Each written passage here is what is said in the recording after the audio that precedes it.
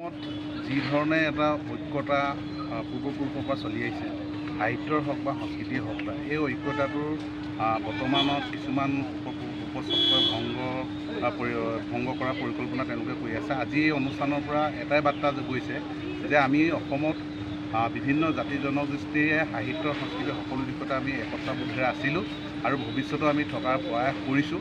আৰু তাৰ এই উদ্যোগ লৈ আজি যি ডাবুৰাম টাইডৰ আজি যি ন্যাস পুঁজিয়ে যি অনুষ্ঠান আয়োজিত কৰিলে, সেই অনুষ্ঠানটোৱে সাহিত্য জগতখনত বিভিন্ন জাতি ক্ষুদ্ৰ ক্ষুদ্ৰ জনগোষ্ঠীয় যিবিলাক সাহিত্য, সেই সাহিত্যবিলাক বৃহৎ প্ৰকাৰৰ প্ৰচাৰ আৰু প্ৰসাৰ হ'ব।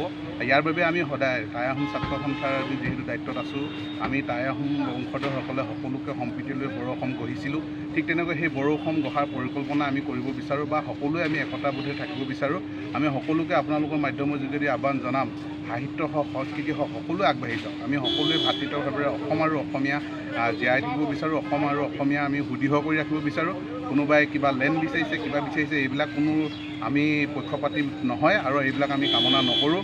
আৰু যিসকলে এইবিলাক কথা ভাবিছে, এইবিলাক আপোনালোকে নিজে নিজে পৰিহাৰ কৰক। ইয়াত কোনো অপ্ৰীতিকৰ পৰিস্থিতি তাৰ বাবে যাতে সৃষ্টি নহয়, তাৰ বাবে এইবিলাক পৰিহাৰ কৰক। আহিবলগীয়া দিনত আমি সকলো জাতি জনগোষ্ঠী ভাষা নিৰ্বিশেষে আমি সকলোৱে একতাবোধেৰে আগবাঢ়ি যোৱাৰ পৰিকল্পনা কৰিছোঁ আৰু সদায় সকলোৱে একে হাত ধৰি আগবাঢ়ি যোৱা আমি কামনা কৰোঁ।